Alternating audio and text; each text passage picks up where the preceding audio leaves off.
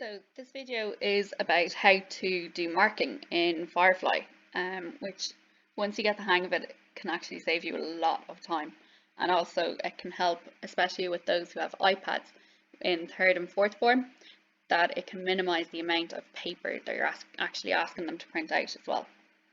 So what you can do is, the best way to practice is to go and find an old task where someone has uploaded a file. So I found this task from one of the remote lessons before the Easter break, where if you can see a paper clip beside the student's name or underneath it, that means that a file has been attached, which is what you're looking for. So this is a file that Jacob has uploaded for me to look at to mark. And you have two options, download file or view file. So today we're going to look at how to view things on our devices so that we're not constantly downloading files and then having students work on our devices.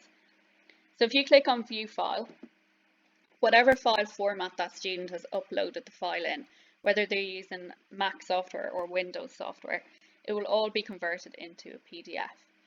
This PDF file then allows you to annotate and write on top of the student's work and resubmit that work back to the student for reflection.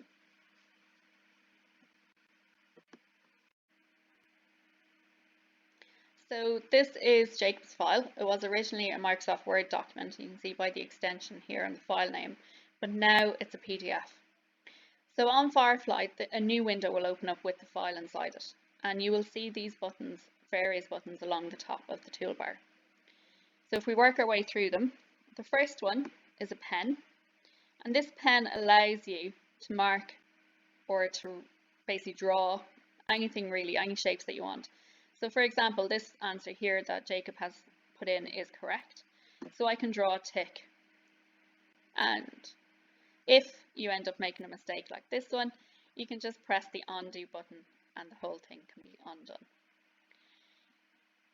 If you're not good at freehand like me, then you can use the shapes. So this one is a square, so you can draw a rectangle or a square around a box maybe that you want to highlight for the student. You can use a circle if you want to circle where exactly the student is getting the mark for. You can add in text, so if you want you can draw a text box, so you can type text in here if you want to write some comments. The next one is if you want to highlight, so if you see a piece that you want to highlight, you can just click and drag to highlight. This one is if you want to underline. This one to cross something out, maybe it's incorrect. And then this one I think is one of the most important ones. So this one allows you to add in detailed notes. So it opens up a note box and you can extend the box so you can write detailed feedback in here.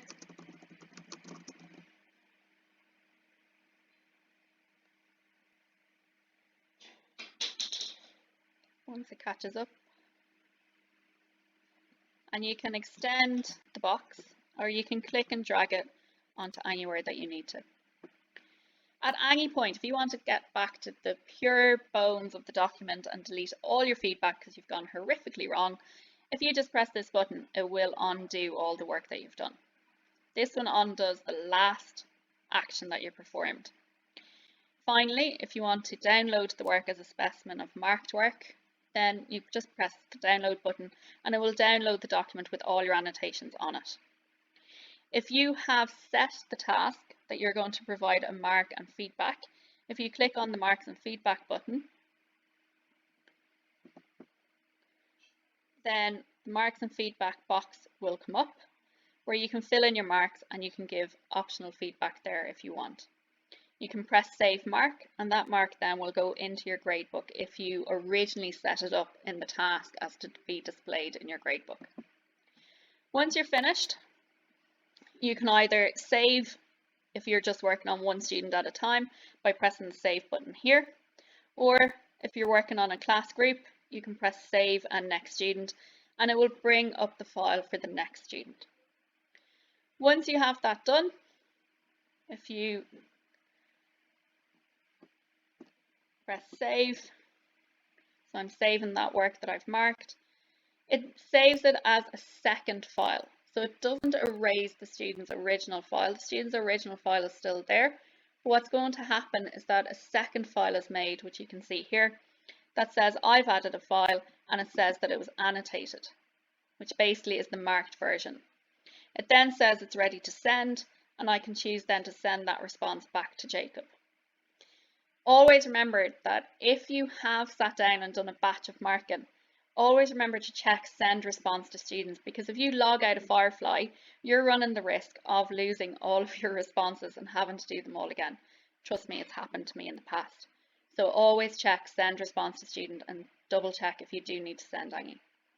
Hopefully this will help streamline your marking a little bit more and has been helpful to some of you.